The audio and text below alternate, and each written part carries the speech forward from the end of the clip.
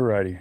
Today I want to talk about standing for nothing versus like standing for everything.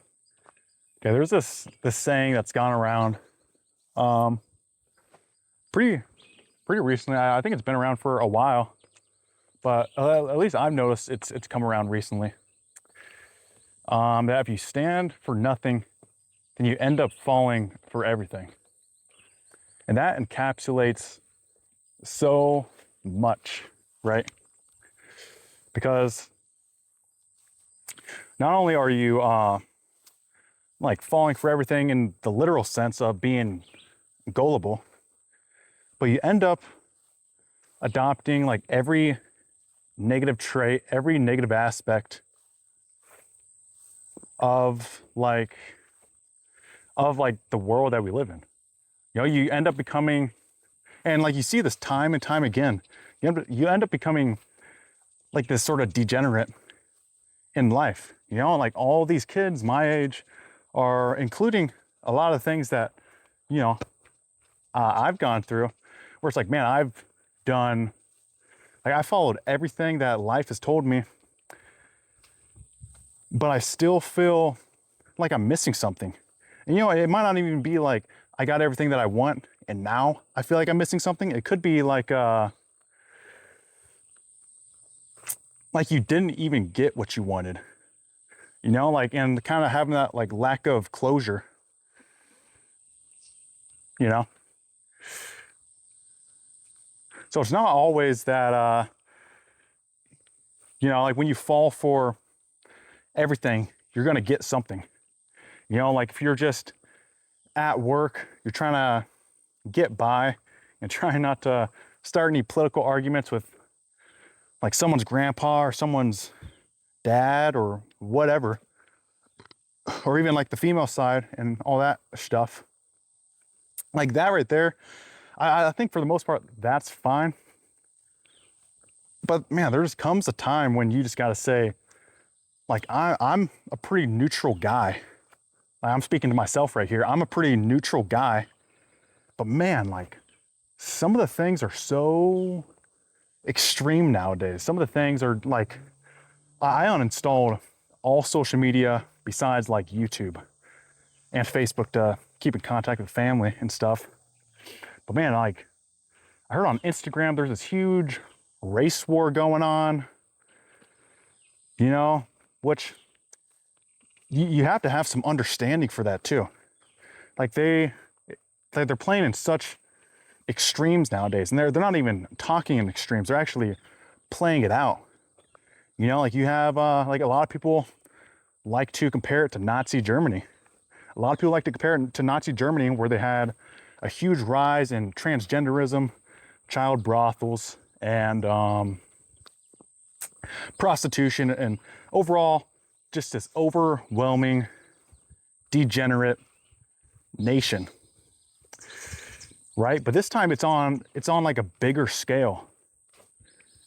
It's on a bigger scale, and I know a lot of people would like to say, well, it's like social media. If you just get off social media, everything's fine. But man, like, you can't just get off social media anymore. Because yeah, social media, you know, they just talk about it, but they talk about it enough to a point where they talk about it enough until it becomes reality. You know, like a lot of people think like, oh, I would never fall for that propaganda.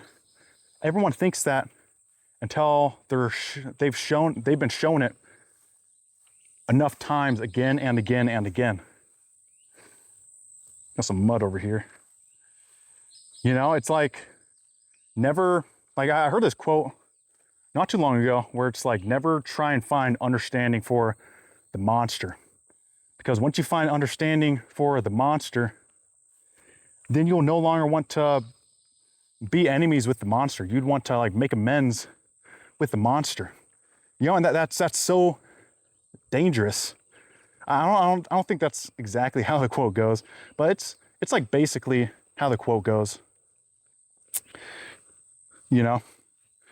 But there's like there's something about that where like you really don't want to find understanding for this like metaphorical monster.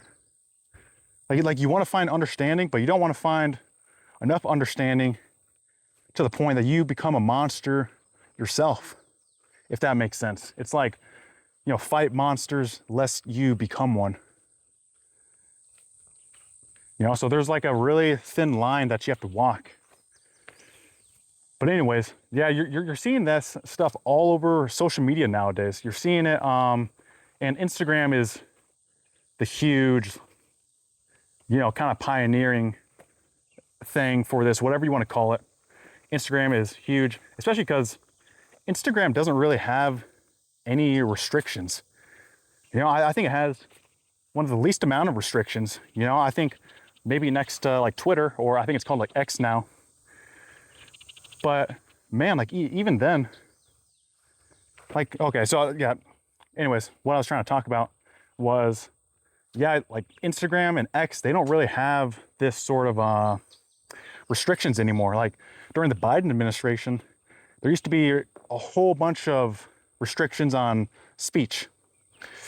But now it's like one extreme just kind of is on like this catapult. And then once you finally release it, it just goes all the way to the next extreme. And so once you finally open the gates to kind of have like this sort of freedom of speech, man, the natural byproduct of that is going to be super extreme. Because there was so many people that went, that were just kind of unheard in a way. Like no one really tried to hear him out, no one tried to understand him. But on the flip side, it's like, they never really stood for anything. But now there's like these voices that are coming alive that are really speaking out to their struggles. Like you had Andrew Tate, for example. Andrew Tate is a great example because no one spoke out like Andrew Tate did. And I'm not advocating like, oh, I'm this huge Tate fan, although I used to be. Believe me, I fell hook, line, and sinker for that stuff. And it's almost like, how could you not, though? Like there's this powerful, figure in the social media space, and almost I want to say like a political figure now. It's like you can't even like talk about him in that way. But anyways, it's like, how could you not? Like as a man, like you're really trying your hardest. But man, it's like not coming, it's like not being kind of recognized in a way. It's like when you've given it everything that you have and everything that you got, but everything that you have is still not enough. And then when you're giving it everything that you have, then naturally you start questioning, well, I know for a fact I gave it everything that I had, but I still didn't get what I was trying to achieve. I still didn't get what I was trying to achieve. Then yeah, you're going to start questioning the system. You're going to start questioning like the other figureheads. You're going to start questioning the other sort of like male role models in the space. And Andrew Tate really like kind of sympathized and kind of empathized with the young men and men in general in this generation. And I'm not trying to play, man versus woman, left versus right. But man, there's just something about that where like there's so much hardship on one end that you end up kind of getting pulled into like this metaphorical catapult. And eventually, naturally, like the catapult's going to get set off and go onto the other extreme. And I think that's kind of where it comes in, where no one really tried to find discernment between each one. Because truth be told, a lot of them, both sides do have a lot of truth to them. A lot of them don't have like the full truth to them. I would say none of them have the full truth to them. And I think that's something that you really can kind of unite on. But I don't think a lot of people are willing.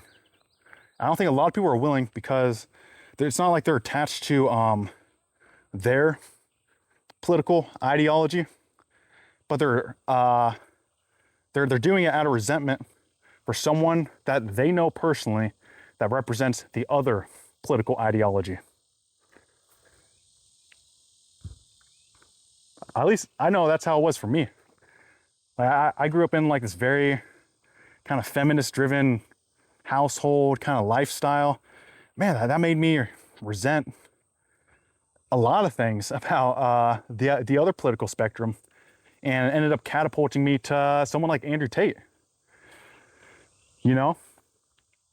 But man, you know, time tells, let me tell you, time told. And I was able to find discernment. I was able to find the nuance between each one and find, you know, trying to pick out the individual truths on each one. So that then I can actually stand for something. So then I can actually stand for something instead of falling for everything, all this propaganda. Because first it was Andrew Tate, which I fell for. It was Nick Fuentes, which I was a little bit better at discerning. Not saying that everything Nick Fuentes is saying is all bad, but man, there's a little bit of nuance to what he's saying. You know, there's a little bit of truth, but it's not the full truth.